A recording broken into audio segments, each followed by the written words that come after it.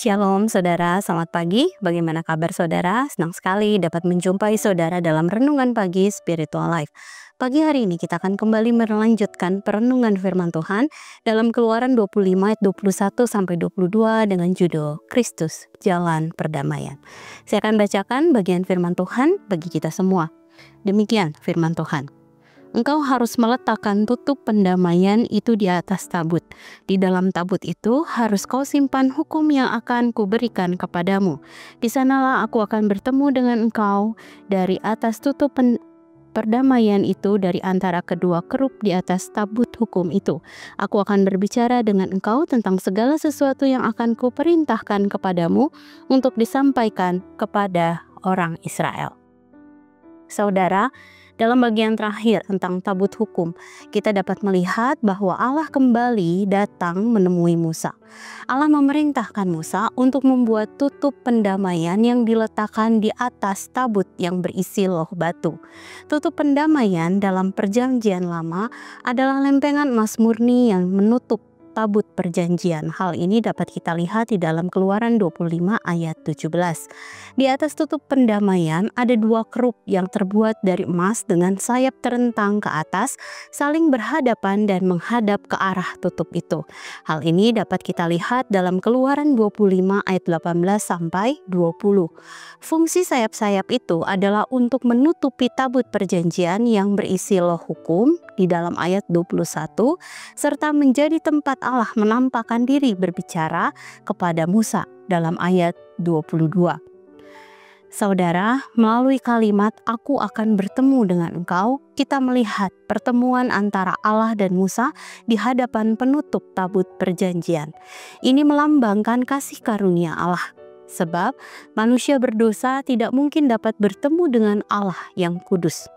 Oleh sebab itu, jika kerup dan tabut melambangkan tahta Allah di tengah umatnya, hal ini dapat kita perhatikan dalam Mazmur 80 ayat 2 dan 99 ayat 1, maka tutup pendamaian melambangkan anugerah Allah yang menutupi pelanggaran umat.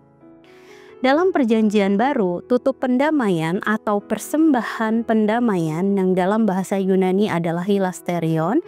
Hal ini dapat kita baca dalam Roma 3 ayat 25, juga Ibrani 9 ayat 5, merupakan panggilan yang ditunjukkan kepada Yesus Kristus. Sebutan ini mengacu pada pengorbanannya di atas kayu salib untuk menutupi segala pelanggaran umatnya atau kasih, sekaligus menyatakan penghakimannya bagi semua orang yang menolak keselamatan dalam namanya atau keadilan. Saudara, kasih Allah adalah kasih agape. Kita akan melihat beberapa poin dari hal ini. Yang pertama, kasih agape adalah kasih yang tidak bergantung pada respon manusia. Hal ini dapat kita baca dalam Roma 5 ayat 8. Allah mengasihi meskipun manusia hidup memberontak terhadapnya, sebab Allah adalah kasih. Hal ini dapat kita lihat dalam Yohanes 4 ayat 8. Lalu yang kedua, kasih agape adalah kasih yang rela berkorban yang ditujukan pada tindakan nyata, yaitu kematiannya di kayu salib. Hal ini dapat kita kembali ingat dalam Yohanes 3 ayat 16. Lalu yang ketiga, kasih agape adalah kasih yang mengampuni sebab mengutamakan pemulihan hubungan antara Allah dan manusia berdosa. Hal ini dapat kita lihat dalam 1 Korintus 13 ayat 5, juga Kolose 3 ayat 13. Dengan demikian, kasih agape disebut sebagai kasih ilahi yang murni dan juga diberikan kepada semua orang. Kasih ini mampu menerima dosa seberat apapun dan merangkul kembali semua para pendosa dalam anugerahnya. Oleh sebab itu, jika pada saat ini dalam diri kita muncul suatu kesadaran akan keberadaan diri kita sebagai makhluk yang berdosa sehingga menyebabkan kita bergumul dengan dosa, maka mari datang kepada Yesus Kristus Sang Persembahan Pendamaian. Akui pelanggaran-pelanggaran kita dan izinkan Allah untuk memulihkan diri kita kembali dalam kasih-Nya yang murni dan suci. Saudara, mari sejenak kita merenungkan firman yang baru saja kita dengar.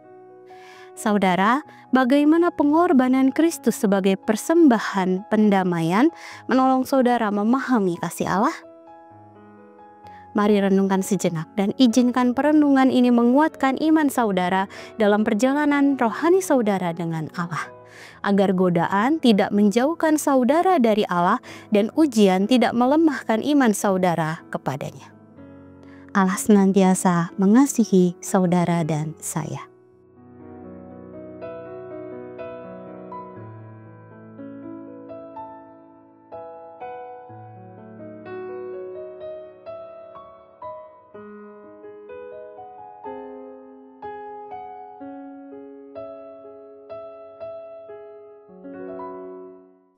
Demikian firman Tuhan hari ini. Mari kita berdoa. Tuhan, sungguh kami bersyukur. Kami diingatkan kembali akan kasih-Mu yang begitu besar kepada kami, Tuhan.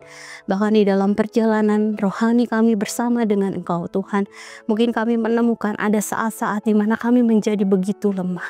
Ada saat-saat di mana kami menjadi tidak berdaya, Tuhan. Kami terperangkap, bahkan mungkin kami melakukan dosa dengan kesadaran penuh, Tuhan. Ampuni kami, Tuhan. Ampuni dosa dan kesalahan kami, Tuhan.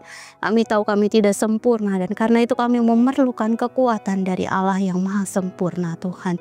Kekuatan untuk membuat kami tetap berdiri teguh, menahan godaan, Tuhan, dan kami tetap bisa menunjukkan, mengekspresikan kasih kami kepada Engkau, Tuhan, melalui tindakan nyata dalam kehidupan kami, Tuhan.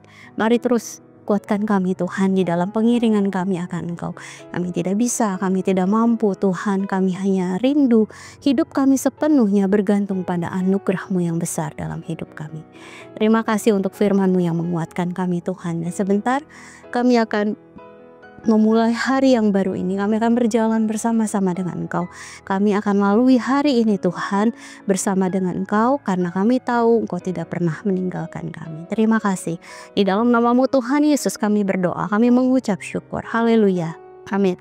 Selamat pagi saudara, selamat beraktivitas, dan jangan lepaskan pandanganmu dari Tuhan. Tuhan Yesus memberkati.